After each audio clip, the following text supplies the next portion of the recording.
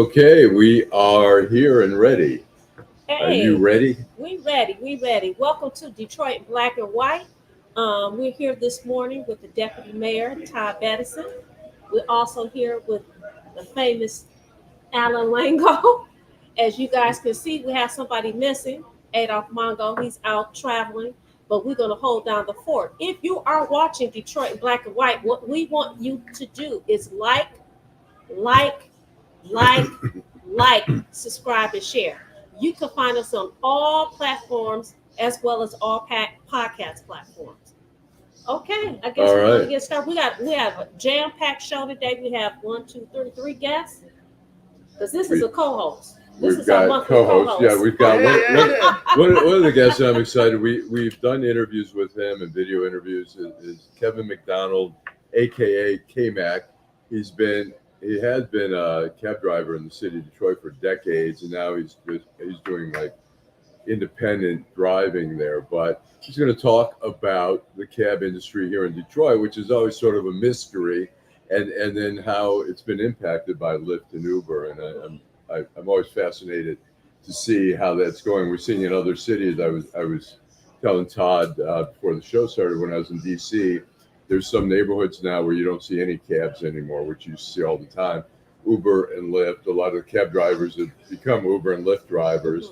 They don't have to pay for a license. It's a whole different game. They're totally independent drivers, and so I mean it's good. I mean to me, I came back from DC in 2011, and I think Uber and Lyft has made Detroit a bigger city, like a big city where you can essentially grab a cab anytime. Yeah, I love my cab drivers. I do ride share, but of course, when I see a cab and around, I definitely try to support them as well because,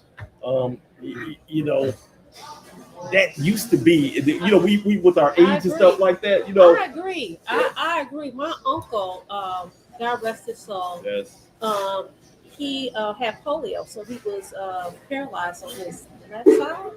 But he took care of his family by being a cab driver. He drove a cab for 40 years. Wow. And so, like you, if I prefer to take a cab as opposed to Lyft or Uber, where was I? I was out of town. I want to say, I don't know where I was this past year. I've traveled several places, but I was in Florida, and I met a guy, and he was a Lyft and cab driver. Okay. He did Okay. both. He did both. Yeah, a lot of them do. So yeah, A he lot of did them do both. that. But Yeah. like you, I prefer the cab. But I understand and respect the independence of it all.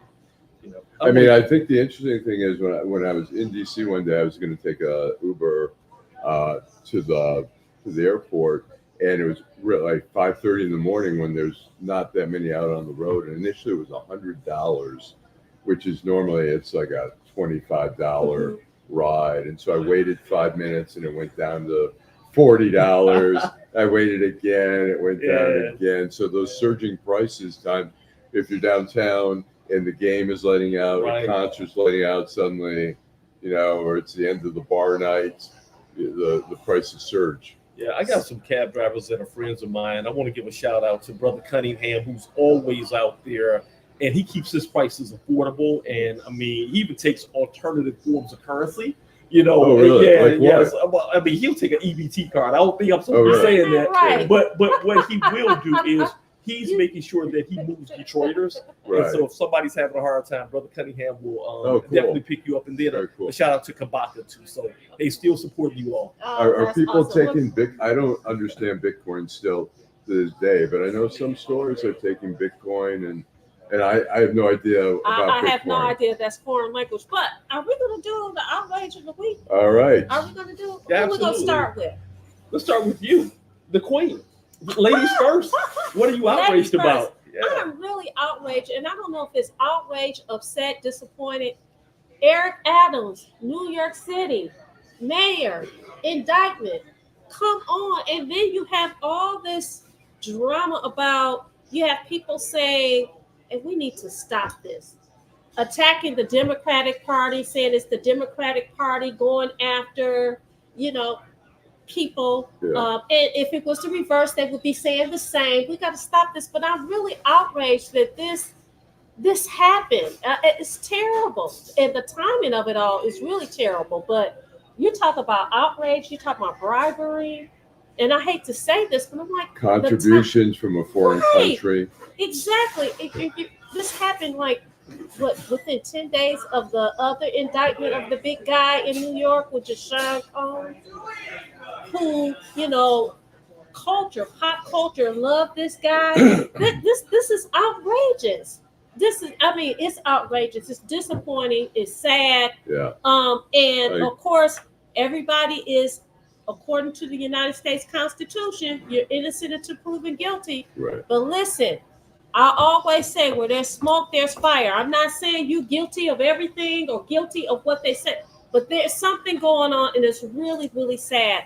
What's sad about it is this guy is an elected official. Yes. People don't have confidence in elected officials. And here we go, another poster child.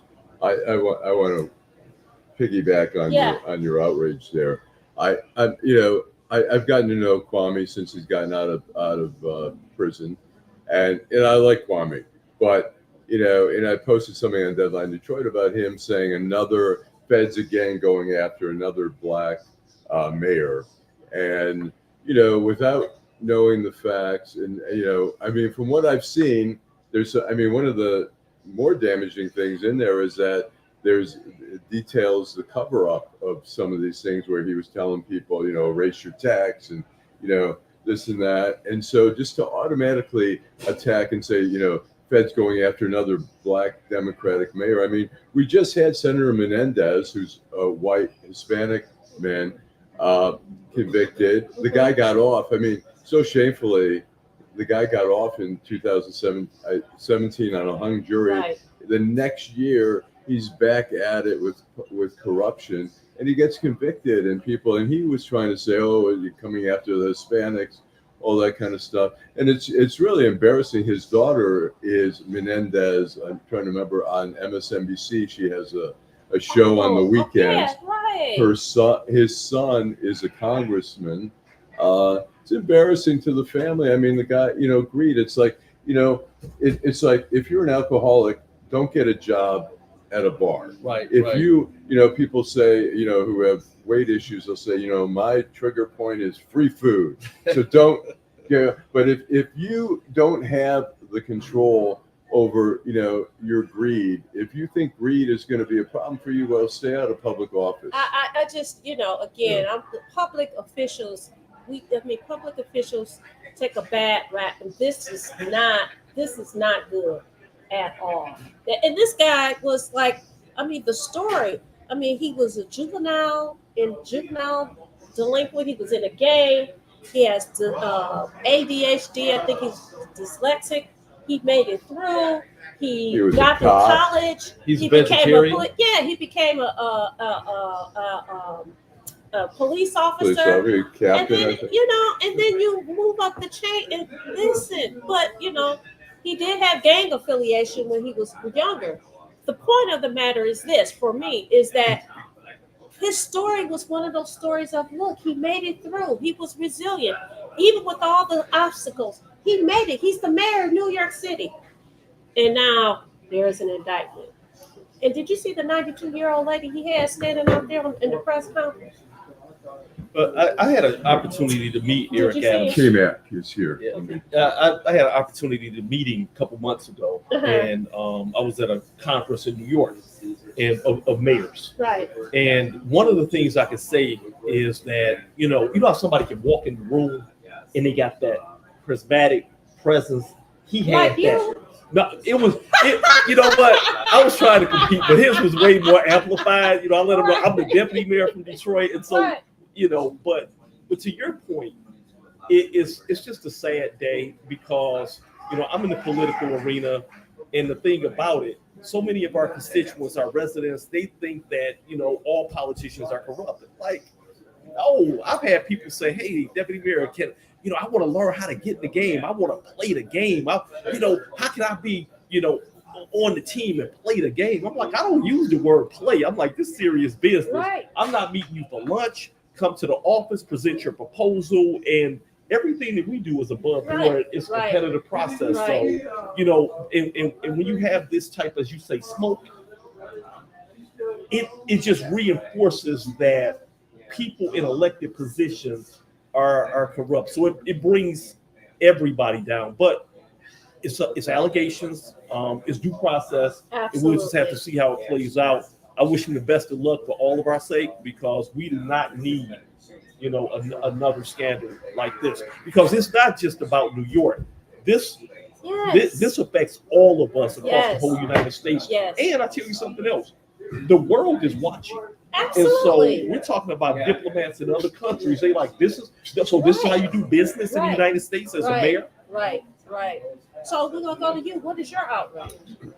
Well, after you got that outrage out, you done changed my outrage. My stuff is, I guess we've had such a joyous, and when I say like sunny September, and basically no rain. I mean, it's been dry, but it's been a beautiful September. And so when I woke up this morning and looked outside, it's a gray sky, it's a little rain.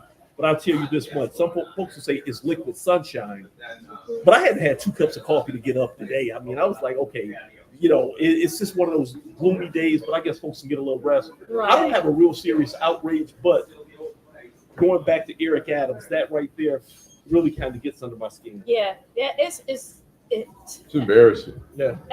You know, I think that, you know, like I said, he's innocent until proven guilty, but it just puts a stain on everyone who runs or is in public office. Yes. And it's really unfortunate. The reality is this, though. You always have bad apples. You got bad lawyers, bad doctors, bad mayors, bad police officers, bad firemen, bad whatever. It's a people thing. It's a people thing. So the fact that people are placing it on one party or the other, that is ridiculous. I agree. Right. There's corruption doesn't have any bounds in terms of parties and stuff like that. Not at all. I agree. And, you know, it's interesting. I mean, the Republicans are all screaming, oh, look at Donald Trump. I mean, you know, they're only going after Republicans. I mean, they've gone after Democrats too. And it's ridiculous. And that undermines really the confidence, as we've seen, undermining the confidence in our elections when we've had, you know, Donald Trump to this day still talking about the election being rigged. I mean, a setup. Give it up. For You lost. November the 5th. You lost, man. To me, that's a setup for November the 5th. Whatever happens on November the 5th, to me, he's setting the groundwork for November the 5th. Okay, we got Carl Marlinga on, but why don't we go to a commercial break and then we'll bring Carl in. Hi, I'm Vanessa Moss. I have over 4,000 signatures that say I should sit on the bench in 36th District Court. But the bureaucrats had me kicked off the ballot because they don't want you to elect someone who stands for fair and equal justice. And as a defense attorney, I've experienced injustice firsthand. Join the movement. Write in Vanessa Moss. Write in Vanessa Moss for 36th District Court. Remember, Vanessa Moss. This is Alyssa Slotkin, Democrat running for the U.S. Senate. I want to share a story about who, more than anyone, taught me the importance of listening and accountability. It was President Barack Obama. I served in the White House on his national security staff. I got to see him in action, up close, and behind closed doors in the Oval Office. First, he was brilliant, and therefore demanded people really knew their stuff. It was President Obama who grilled me on issues and demanded accountability on what we said and did. That commitment to accountability is exactly the approach I use today, listening to our communities. It's why I've written an opportunity agenda with detailed plans to strengthen Black businesses, increase Black wealth, and provide real opportunities for our youth. Because, as President Obama taught me, you better say what you mean and mean what you say. So that's why I approve this. Neighborhood beautification. That's very important to Detroit. It's very important to block clubs, organizations, and people who live in the community. We got started with 2 lots and a vision of a treehouse center. Because if we can take these blighted lots, Detroit give us grants to be able to do something with them that the community wants, it's a plus because we're bringing our neighborhoods back to where we want them to be, where they should be. All because I live in Detroit. And we're back to Detroit Black and White again. If you're watching, we want you to like, subscribe, and share. we want to welcome a guest. Well, he's really not a guest because he comes on quite often. Our next congressman for Macomb County, Carl Marlinga. Welcome. Great.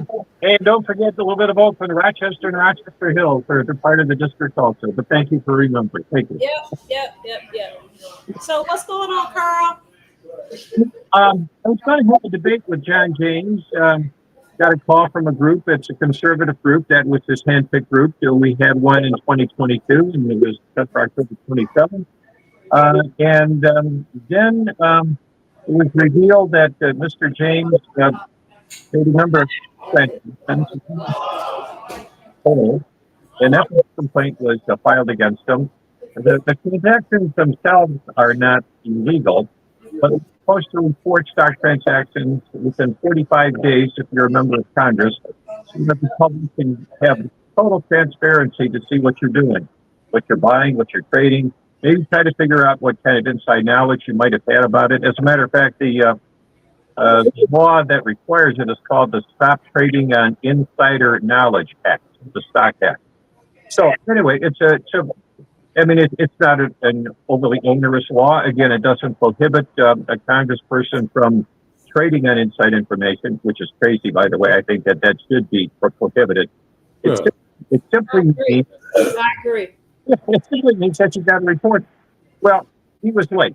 One was about 8 months late, 252 days. And so by the time the transaction gets reported, it's hard to kind of relate it back to what the news was, what the Congress might have been considering at the time.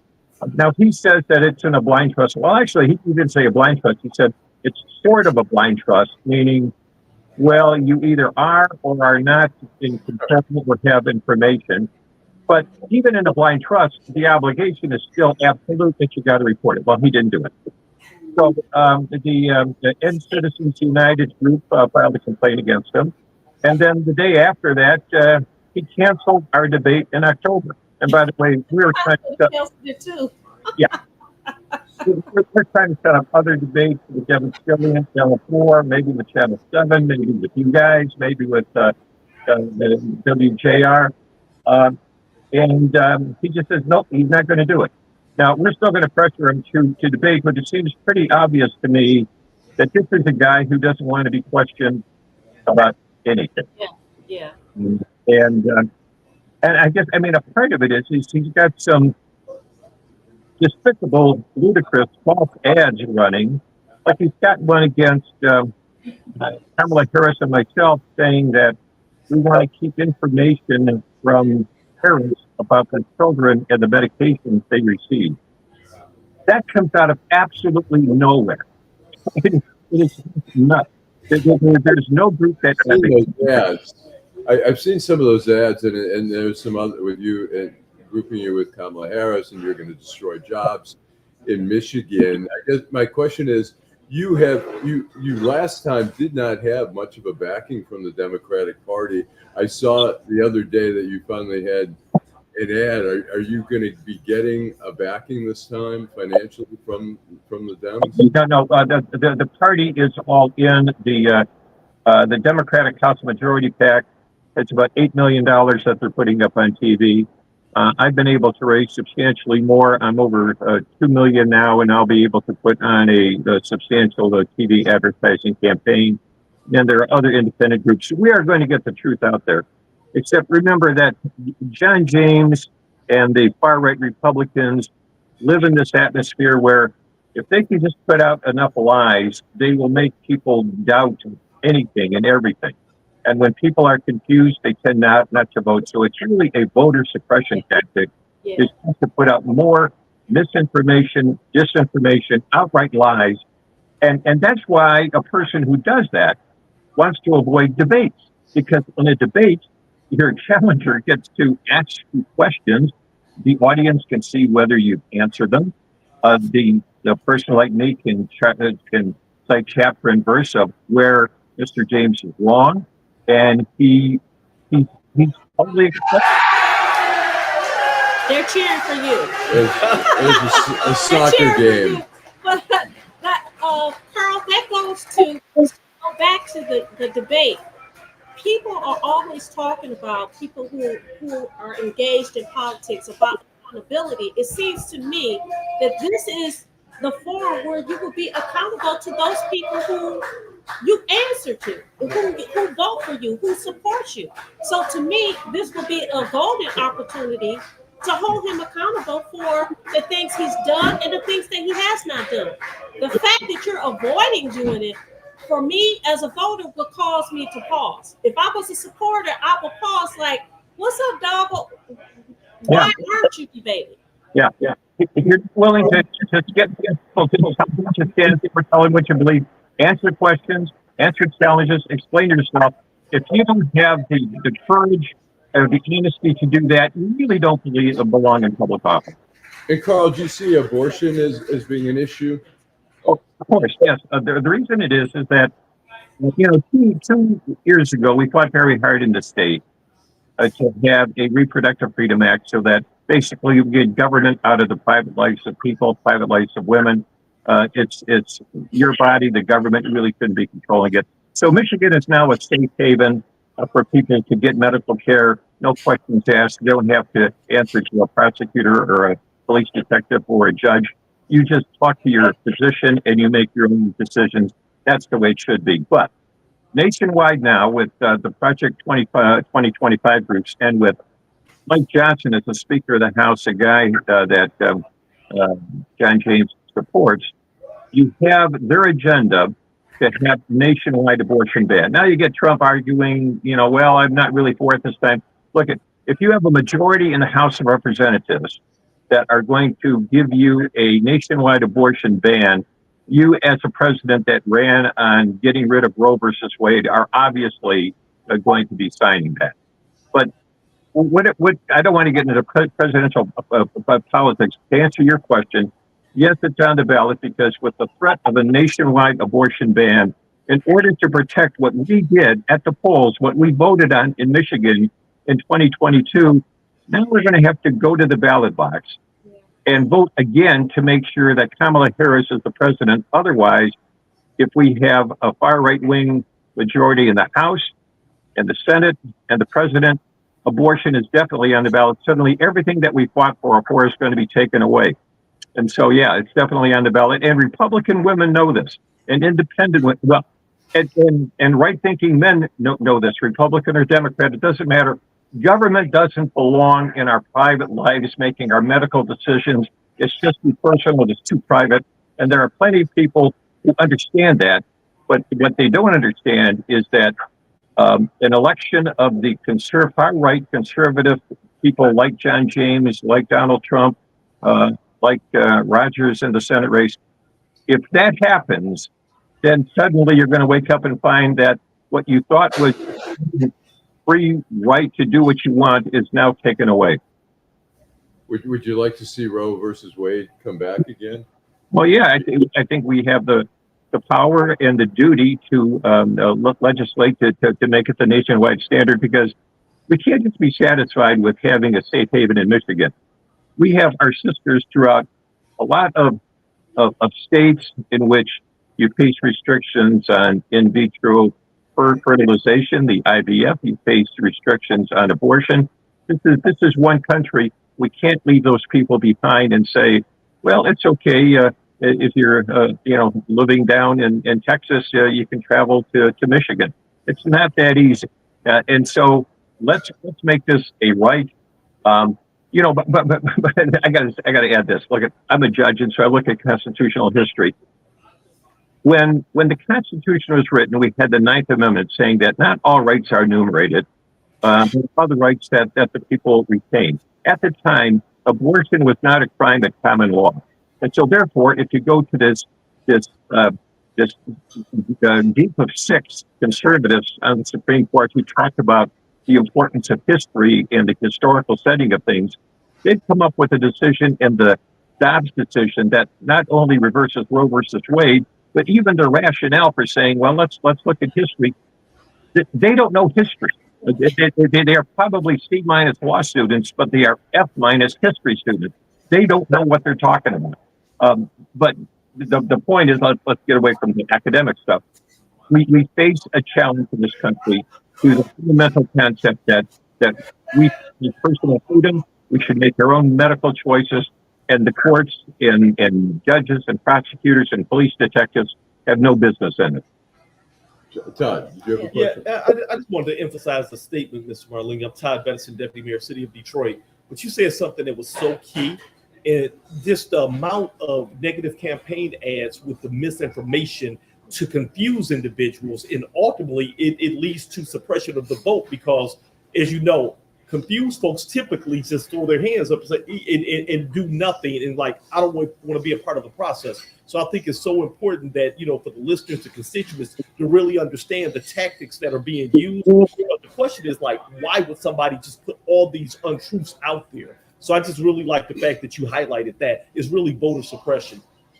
Yeah, and I thought about this. Why would Donald Trump, after he got elected in 2016, why would he lie about something so obvious as the size of the crowds at his inauguration? Well, you know why? Because in the words of Cat Williams, because liars lie. Well, that's what they do. Liars lie. But it's part of a pattern of making sure that nobody is certain what to believe. And so it is all a part of voter suppression. You say the most untrue things, you say with confidence, and then when people find out the truth, they wonder which is which, and it leads to voter suppression. You are absolutely right. That's the ultimate tactic that's going on here. Well, there's another thing. I was saying Donald Trump yesterday, a lot of scare tactics, trying to freak people out. And the thing, one of the ads that really drives me crazy is there's a guy, Don Rosenberg, out of San Francisco, and he says, "My name's Don Rosenberg. My son was killed by an illegal immigrant who Kamala Harris let out." And the truth of the matter is, and I listened to a 2011 interview with him on Fox where he admits he was legal immigrant. He had protected status, one. And what happened was he was arrested for driving without a license. He paid the fine and was let go. And then he hit this guy's son, which is horrific. He hit the son on the son was on a motorcycle. And then he tried to get away and he ran his son over again. I mean, it's horrific. He served limited time, like 43 days for that. But the story is not, I mean, if you watch that ad, you think like, oh my God, Kamala Harris let off this guy who just got charged with murder and then he went out and murdered his son. And it's not the case. And the ads are just so deceptive. And so when I see some of the John James ads, like painting you and Kamala Harris are going to destroy jobs and all these other things, I'm like, where is that coming from? It's just not. Yeah, no, I'm glad that you, but so just in your explaining this, notice it takes only about like 10 seconds to make the false allegation. It takes a full minute or more to explain what the truth is. And that's what these disinformation, dishonest campaigns rely on, is that they will make a false charge knowing that it takes so much longer to refute it. And then even after you're done, people are still in the middle because they're not going to go back and read the original documents and figure out what happened. Going back to the point that it's to create, Vanessa, you're right, liars lie. But secondly, there's a purpose in this, and that's to create the confusion. And in confusion, the people either stay home or they vote for the quote, the strong man. The person who, they give up rational thinking. Well, I'll just vote for the guy that looks the strongest and put my faith in him. I hate to cut you off, but we have a couple of more guests. We're going to wrap up, but you're welcome to come back to the show. Hopefully you'll be back on before November the 5th. God bless you. Keep it going. Okay, thank you. If you're running for office, you should get out there, tell the truth, and debate, and subject yourself to questions. Thank you. Okay. All right, thanks. We're going to do some commercials, and we're going to bring on Kmack. Hi, I'm Vanessa Moss. I have over 4,000 signatures that say I should sit on the bench at 36th District Court. But the bureaucrats had me kicked off the ballot because they don't want you to elect someone who stands for fair and equal justice. And as a defense attorney, I've experienced injustice firsthand. Join the movement. Write in Vanessa Moss. Write in Vanessa Moss for 36th District Court. Remember, Vanessa Moss. This is Alyssa Slotkin, Democrat running for the U.S. Senate. I want to share a story about who, more than anyone, taught me the importance of listening and accountability. It was President Barack Obama. I served in the White House on his national security staff. I got to see him in action, up close, and behind closed doors in the Oval Office. First, he was brilliant, and therefore demanded people really knew their stuff. It was President Obama who grilled me on issues and demanded accountability on what we said and did. That commitment to accountability is exactly the approach I use today, listening to our communities. It's why I've written an opportunity agenda with detailed plans to strengthen Black businesses, increase Black wealth, and provide real opportunities for our youth. Because, as President Obama taught me, you better say what you mean and mean what you say. So that's why I... Hi, I'm Eric Sabri, your Wayne County Treasurer. If you're living in the home of a deceased family member and you're facing property tax foreclosure, the probate process can be helpful to you. If you file a probate petition and notify our office, the foreclosure proceedings will be halted during the probate process. Contact us at 313-224-5990 or email us at taxinfo@waynecounty.com. We're here to help.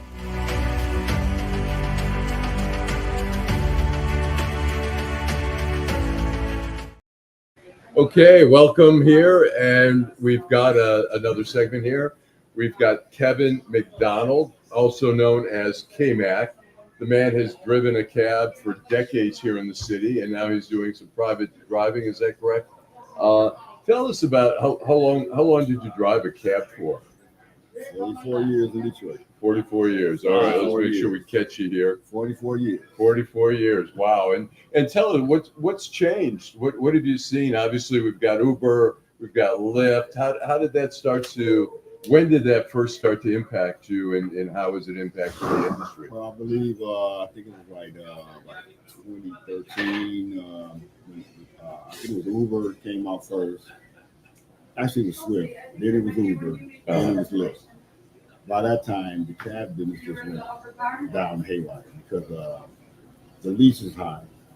The lease of cab is like $100 a day. Who check a cab? Other cab companies is basically almost the same. So the drivers really couldn't make that money out here because Uber and Lyft kind of took over. So you had to pay $100. So just to break even, you had to make $100 just to break even. But actually, you had to make $200 or $300 to break even. You're talking about gas. You're talking about miscellaneous, lunch, whatever. And then lease to the owner who owns the cab. And then whatever you make over, that will be your income. Okay. And tell me what's happening with the cab industry. I mean, I can't step out on the street and flag a cab these days. Where are the cab drivers? Most of the cab drivers are downtown right now doing the casinos and the hotels because in the city, it's kind of like deserted right now. Yeah. And right now, if you call a cab, like a check a cab right now, it'd be hours before you get cabs. What? I spoke to somebody yesterday because the call log is so big. You know, check a cab gets like 10,000 calls a day.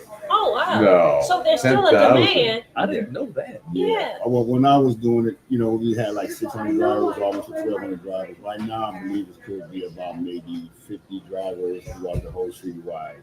That's paying lease and doing calls off the call logs and either Metropolitan Cab and Highland Park. Yeah. You got City Cab, which you only got like 3 or 4 cabs for City. And then you got Checker Cab, should have like 56 cabs right now. And most of them are owners. Actually, all the Checker Cabs out there are owners. When you say So owners, that means they own their cab. Yeah, they're owners. Okay. There's no, and do they pay Checker some percentage, or well, how the does that Checker work? charge you dues. You have monthly dues, you have insurance dues, and I think you have affiliation dues. And it can roughly be about $600 a month. This is fascinating. So who's catching cabs now? The demographics of the customers, like who? People going to work, people going to casino most likely. Leaving the casino. Leaving the casino. And the going home and hotels. getting money, you know, because most people don't have money, you know, when they spend all their money, they want to go home and get the money because they can't get money to go home. So, Right. And then their phone might be dead and they can't get an Uber or a Lyft. So now here it is, you got to get cash. You guys still take cash too, right? Cash App, Zelle, they doing a lot of that now. You know, But are you doing actual cash exchanges? Yeah, they're still doing cash. A lot of people like to do cash. You know, most of the cab drivers are kind of like high-flat and, you know, more like, say you ride a $20 ride, they might charge you $50 or $100. That's what it is downtown. Downtown is the gold mine in Detroit. And, Wow. and why would I, as a cab driver, why wouldn't I just do Lyft, where you don't pay any like dues or anything, but you give a cut of your fare to Lyft? What's the advantage of driving a cab or doing Lyft? Lyft, I'm not going to talk about the company job because the competition, but I believe that Lyft is more like a minimum wage job because after you pay all your maintenance on your car, right? Your gas, your insurance. It all boils down to about $5,000 or $6,000. Wow. I did Lyft, and I had a MKS. How long did you do it for? 2 years. I had an MKS Lincoln, black model. I had the high-end model. I would never get those good calls, but I always would get calls like 10 miles away, 5 miles away, and you have to take these calls when you listen to Uber because if you're on the app and you deny it, they can they're kind of like punch you sometimes. Prioritize you, or they'll get you like later on saying, "But you're not taking enough calls, so we're going to have to deactivate your account." So it sounds like the cab drivers that are active and working in the city of Detroit, in particularly downtown, they're making a pretty good living because now they're independent. They don't have to pay that $100 lease and all that. So the money that they bring in is their money. Well, I'm not going to tell on everybody, but everybody's cutting all of insurance, the dues to lower. And I need to become a cab driver. No, because see, you got to remember now, you got to have commercial insurance. That's $1 million policy. If you don't have that, you cannot be registered as a taxi. But it's a lot of cabs down there that's registered, well, not registered, but they're down there, doing functions downtown every day. The Giants, the Tigers, the Red Wings, concerts. I mean, you name it. These guys are lined up out there, and the police are just really good for something else now. What's the answer? I mean, do we need to build up the cab industry, or do we let it die out, or what's the answer there? I gave the state Laura an investigation 2 years ago. They took a 2-year investigation. I was right. I ended up selling my cabs. I ended up selling my cabs, but they did the investigation and then they stopped. I did get a hold to the mayor of Detroit. I got a hold to a lot of people. They were getting involved. Sylvia Santana. Everybody was getting involved. And what was going on? Explain. So illegal cabs operating in Detroit. The insurance was too high. Commercial insurance right now I was paying $5,000 per vehicle. Now it's $33,000 per vehicle. Wow. Yes. So people are going without. They're going without it. They're going without it. I guarantee you can take an officer of state police and go to every cab stand, motel, or anywhere downtown and pull over a cab, and I bet you won't have his credentials. You won't have the insurance. That's what Like he's spilling all the tea right now. So I'm calling the chief. I'm gonna let him know. So will that person have any kind of insurance on the car, or they just won't have the proper insurance? Well, I do know for a fact that it is the owner. He's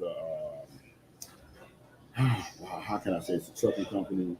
And he owns a few cabs, and most of the guys over in Hamtramck, you know what I'm talking about. Those guys that live in Hamtramck, you know what I'm talking about. You know what I'm talking about. Anybody know what I'm talking about? The guys that live in Hamtramck. I don't know what you're talking about. Foreign I guys, can't agree. the foreign guys, the Lebanons, those guys, they're hooked up with this guy, and they pay like $400 a month to him just to get commercial insurance, which I still say it's illegal. But Laura has not acknowledged. Why is it illegal to get if they're paying $400 for insurance a month? Because they're paying someone else for a group insurance instead of it being an owner. They're all on one policy. Yeah, so they're not registered with Laura. You get what I'm saying? The state, you have to register with Laura in order to operate as a commercial vehicle. Okay. To have that $1 million. Because $400 a month is I pay more. Yeah. Well, I take it back. I don't pay more than $400. I pay whatever, $200 and something. But for a commercial vehicle, they should be paying. What should they be paying a month normally? Well, it always was $5,500 a year for many years. But after the pandemic, that's crazy. They looked at the pandemic, and then most of the insurance companies, I'm not gonna say where. West Warren and 16,000 West Warren, everybody know her. He said, I'm not going to say where, because she's the only one in Detroit that actually controls the commercial insurance. beside Southfield, and both of them are up there at 33,000. And so what do you doing now in terms of? Well, right now I actually I'm still Kmack Transportation LLC, but I'm also Kmack GMC with I'm with children. I rent out my car. You ran out same way like cabs. And then when you say, so can I call you and say, hey, I want to go to the airport? I mean, privately, yeah, you can probably call me and say, yeah, I want to go to the airport. I will be a flat rate, but the thing is, I will not charge you as much as what a cab rate would be. I will lower the rate just because it's more like a jitney now. You know, everybody's more like jitney. I remember the jitney. Oh yeah, jitney. I mean, Got us this back has been to going on Farmer since Jacks. 1901. Absolutely. You know, there's been a war with jitneys and cabs from 1901. I looked up, I researched, and found out that the president and the governors, they were all going against the jitneys, but the jitneys will win. So the underdog will always win. The guy's paying all the insurance and the dues and fees, he just work a regular job, you know, go out there and make a little money. But the guy that doesn't do that, he's still making money. Yeah. Tell us, you met your wife giving her a ride, right? On a birth, she was celebrating her birthday with her mother. 1996. Tell us that story. Oh, wow.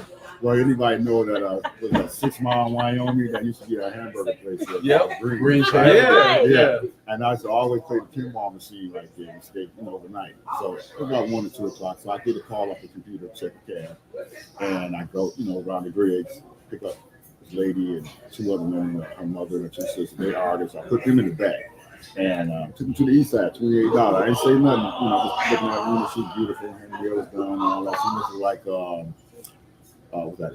T-Bot, Left Eye. Left Eye, Yep. TLC. Beautiful. Yeah. So anyway, I held her hand and stuff, and I gave her my page. You were holding her hand while you're giving her a ride? Yeah, because wow. What did she say? She was okay with that in the front seat, and her mother was back there, I was like, it's beautiful, She said, "Oh, you're gonna have to speak up because Marlene Holt says she can't hear the conversation." Uh-oh. I mean, I'm sorry. He says he can't hear. Marlon said he can't hear the conversation. When I gave her the ride, the $28, got my money. Mother and sisters, they got out, and she stayed in the front seat. I gave her my paging number, and 2 weeks later, she called me, and we never been separated. Wow! So that was 1996. 96. And she had kids too. Yes, she did. How many kids did she have? 4 kids. Wow! And you took that on, man. That's love. I'm still there today. With matter of fact, the oldest one's 33, and the youngest one's 29. And yes, I'm still. Yeah. Wow. So, okay, I think we're gonna wrap it up. And she's not here yet. No, we're gonna do how about let's do a commercial and we'll come back. I'm gonna give you my business card, so you can call me Deputy. This is Alyssa Slotkin, Democrat running for the U.S. Senate. I want to share a story about who, more than anyone, taught me the importance of listening and accountability. It was President Barack Obama. I served in the White House on his national security staff. I got to see him in action, up close, and behind closed doors in the Oval Office. First, he was brilliant, and therefore demanded people really knew their stuff. It was President Obama who grilled me on issues and demanded accountability on what we said and did. That commitment to accountability is exactly the approach I use today, listening to our communities. It's why I've written an opportunity agenda with detailed plans to strengthen Black businesses, increase Black wealth, and provide real opportunities for our youth. Because, as President Obama taught me, you better say what you mean and mean what you say. So that's why I approve this message. Neighborhood beautification. That's very important to Detroit. It's very important to block clubs, organizations, and people who live in the community. We got started with 2 lots and a vision of a treehouse center. Because if we can take these blighted lots, Detroit give us grants to be able to do something with them that the community wants, it's a plus because we're bringing our neighborhoods back to where we want them to be, where they should be, all because I live in Detroit. Hi, I'm Eric Sabri, your Wayne County Treasurer. If you're living in the home of a deceased family member and you're facing property tax foreclosure, the probate process can be helpful to you. If you file a probate petition and notify our office, the foreclosure proceedings will be halted during the probate process. Contact us at 313-224-5990 or email us at taxinfo@waynecounty.com. We're here to help.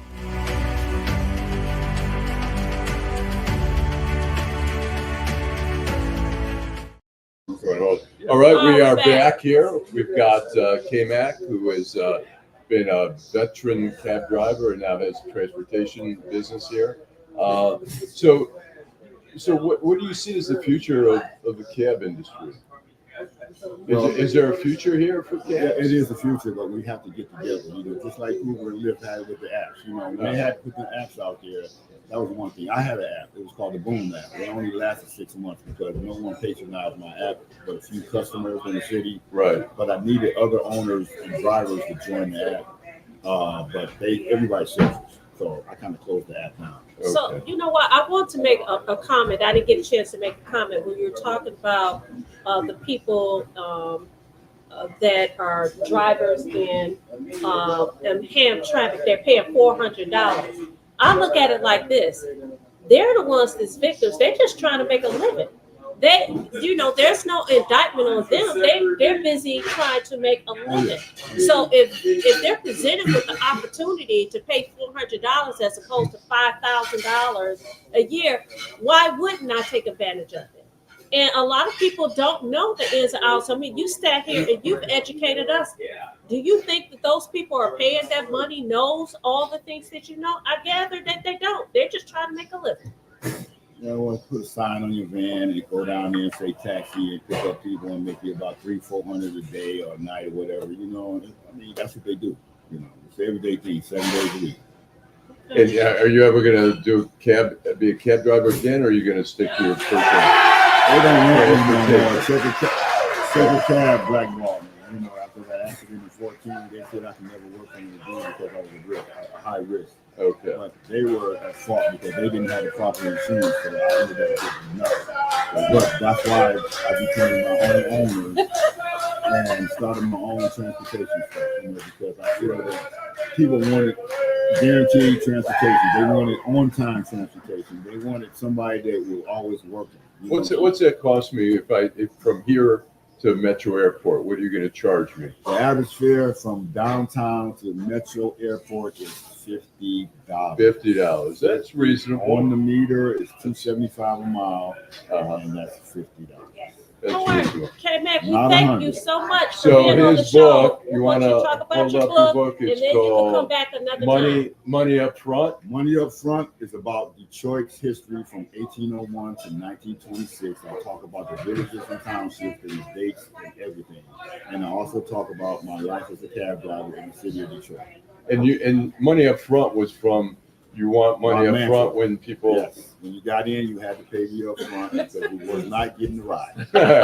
Money up front. Well, sound like lawyers. Kmack, and if people want to get a hold of you, Right. what's the name of the company that they can call you for? Just go to Google and look up Kmack Transportation or Kmack GMC.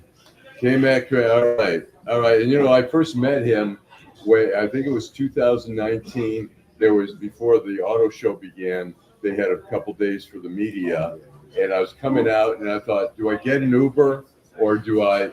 And I saw him, and I got in the cab, and him and I started talking, and we've known each other since. So Get a cab. We did a ride through yeah, the we city. we did a video. If you go on Deadline Detroit and copy Kmack, we rode around town talking to him. Hey, man, what type of vehicle you got driving in now? What type of vehicle? I got two of them. I got a 24 GMC Terrain and a 19. Okay. Wow, that's nice So stuff. we're going to take a brief break. Detroit in Black and White. We'll be back with our last guest.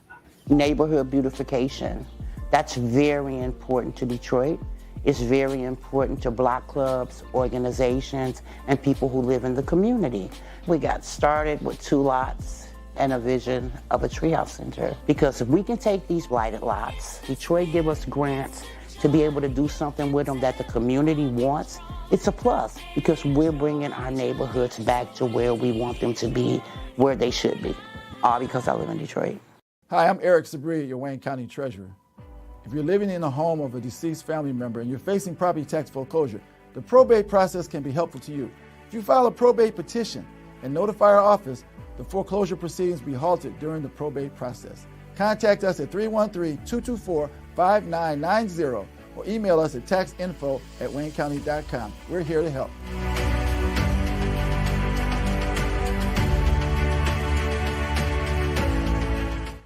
Some Deputy Mayor. Tabita Andrews. Hi, we're back. Detroit in Black and White. We have another guest. Miss Tabita Andrews. I know Tabita because she and I are part of the dancing community. And Tabita is doing great things in the community. She's well loved in the city of Detroit. And she's going to talk about her event, which is called Keep On Steppin' in the Motor City. Hey, Tabita. Hey, Vanessa. Thank you for having me. Of course. Yes. So, could you tell us about Keep On Steppin' in the Motor City? Can you tell us about this event, how it got started, what motivated you to start this event, and when is this event going to take place? Okay. I started this event approximately 6 years ago. We need you to project so people can hear. Can you hear me now? Yeah. Yes. 6 years ago, I had a challenge. I was at a venue called the Tangerine Room, and I have a brother named Charles Love. He said, Tabita, I would like you to meet the owner. And so the owner asked me, how long does it take to do an event? And I told him I'd like to have at least 3 months in advance to know. He said, okay. He said, and what else? I said, I could do more than 160 days, 45 days, because I have a catering business. So it's no problem for me to put something together. So he said, oh, what you got going on next month? Which would have been October. And I said, I don't have anything on the book right now. He said, well, I'm going to give you 3 days. I said, 3 days? Oh, no. So I like challenges.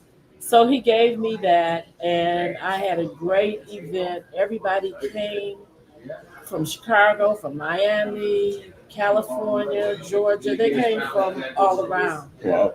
But I wanted to have a purpose for having a party. I didn't want it just to be a party, so I started with the breast cancer. I had just recently lost a friend the previous week from breast cancer.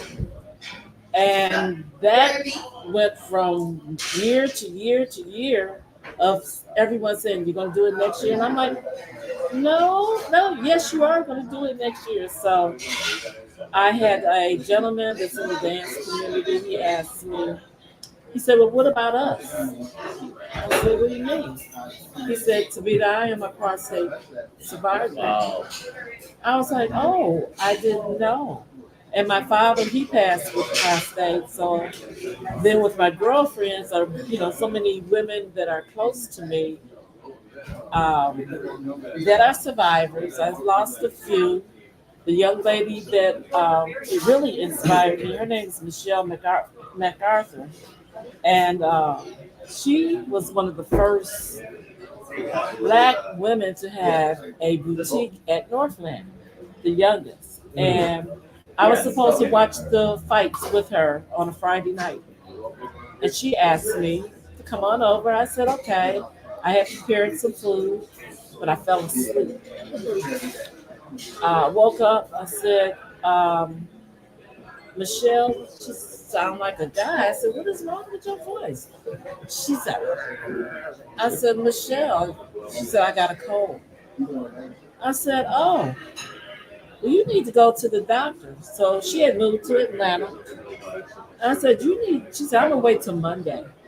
And when I go back, I said, you need to go now.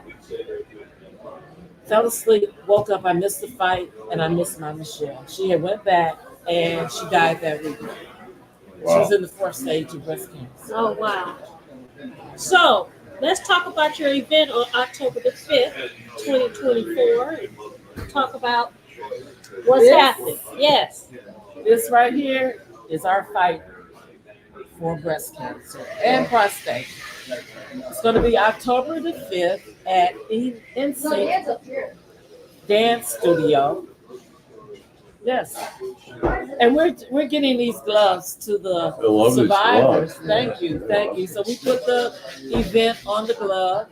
The doors open at 7, and we have a phenomenal singer by the name of Michonne Young. She's going to be entertaining us. There's going to be dinner. And there's going to be guest speakers. We have holistic doctors. We have people that are survivors that are telling their stories. And we want to encourage men and women. Don't wait too late. Men are scared, but they don't have to have an invasive procedure. They can do testing through blood now. Women, you can be tested, prior to getting this. We want to prevent it.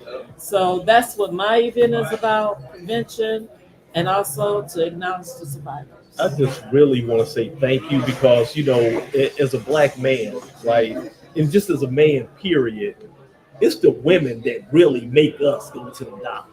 And so thank you for doing what you're doing.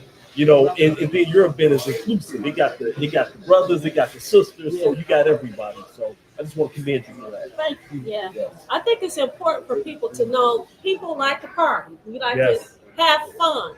But the fact that Tabita thought, listen, we're going to party, but we're going to party with a purpose. This is not just to be dancing, listening to someone sing just to sing. This is for a purpose. We're actually raising funds. She has several women that are helping her. Oh, yes, with I got event. a team. She has a team. Yeah. Yeah, they stepped up. This is at the It's at a venue called Insync Dance Studio. It's on Outer Drive in Southfield Road. Right. So the ladies that participated in helping me with it before the pandemic, they stepped up again. So we stuffed bags. We gather gifts for. And do you have a Facebook page or anything? I'm on Facebook. Okay. And my event is on there. And people. So how do people find you? Where do they go to your They could go personal? to my personal page. They could go to Vanessa's page. She's doing the advertisement. They could go right to Insync. I can give out my number so that you can contact me because we're still taking donations that will be going towards the survivors. My phone number is 313-443-0858. And this is next Saturday. Next Saturday. And the time is the doors open. 7 p.m. Yes, the doors open at 7. What's the dress code? And what type of dancing are we going to be doing? Oh, we're going to be doing Chicago Steppin. We're going to be doing ballrooming. We're going to be doing line. We're going to do every dance that you want to do. And are you catering? Yes, I am. And what do you make? What type of food are you specializing? I do all types of food. You get a chance to taste it when you come. Okay. Give our viewers some idea of what they can be looking forward to. They can be looking forward to my fabulous green beans. Fresh green beans, not canned green beans. Okay, good. Okay. I do macaroni. They love my macaroni and cheese. They love my salmon. So those are the couple of things that I'll have. I don't want to give it all away, but those are the things that we're gonna have. And how'd you learn to cook? Well, I learned from my dad. Okay. Then my husband was a chef who passed away, and we started the catering business. And at that time, it was called LA Taste. Now it's called Gosh Tomatoes after my dad, because he would say Gosh Tomatoes, he wouldn't cuss. Instead of saying that S word, he would say Gosh Tomatoes. So we said, let's keep Dad in the program. And how if people want to get catering from you, where do they? Okay, I'm also at the Dearborn Ford Performing Arts. I'm one of the caterers there. And you can get in contact with me, the same number that I gave out. And I'd be happy to service any of your events. Wow. So one last thing, the event is $35. You can call that number. You can also, Teresa, put the card up. There's she's got the number up there. Yeah, she has the number, so you can Cash App or Zelle if you're interested in coming to the event. You guys can always contact me and Marlin. You know what? I believe in accountability. I am so sorry. Yes, I can read. I just read your statement. And guess what? I'm sorry I mispronounced your name. Thank you. Okay. All right, Tabita, we're going to let you go. Thank you so much. Thank you for having me. The event is called Keep on Stepping in the Motor City. It's pink with a splash of blue. That means men and women. And we expect for you to come Steppin' sharp. Oh, yes. That's right. Steppin' sharp. Grown folk sharp. Okay? Yes. All right. All right. Thank you, Vanessa. Thank you. Okay. Thanks so much. That's great. All right. Do you want to do one quick commercial and then we'll come back? Neighborhood beautification. That's very important to Detroit. is very important to block clubs, organizations, and people who live in the community. We got started with 2 lots and a vision of a treehouse center. Because if we can take these blighted lots, Detroit give us grants to be able to do something with them that the community wants, it's a plus because we're bringing our neighborhoods back to where we want them to be, where they should be. All because I live in Detroit. Okay. Okay, we're back, Detroit in Black and White. We want to thank all of our viewers. We especially want to thank all the people who participate by making comments. We want to thank the deputy mayor, who is really a co-host. He is not really a guest. We want to thank him for coming. We especially want to thank Lady T. I call her Lady T, Teresa, who does the doggone thing. And we want to say thank you to all of our guests, Carl Marlinga, Kmack, and Tabita Andrews. We'll be back on Wednesday. October is Cancer Awareness Month. We're going to say Cancer Wellness Month. That's right. So this event is next Saturday, but we're going to have somebody on Wednesday to talk about cancer and how we can prevent it and how we can fight it. Thank you so much. All right, and we got on Monday we've got the big debate between the vice presidential candidates. Which should Tuesday. Is it Tuesday? Okay, I'm Monday sorry. is Monday Night Football. Detroit Lions. Yeah, that's what I mixed up. I'm sorry. I'm sorry, I mixed that up. Thanks for correcting me there, but yeah, so I'm looking forward to that, and you know, and with the Tigers in, I mean, it's all gravy from here. Whether they win in the playoffs or not, the fact that they've made the playoffs is really miraculous. And according to Kmack, it's good for the cab drivers. Okay. Oh all my right. God! Yes, it is. That's a fascinating. We should have another show on cab drivers. We should. All right. Bye-bye, guys. Y'all later.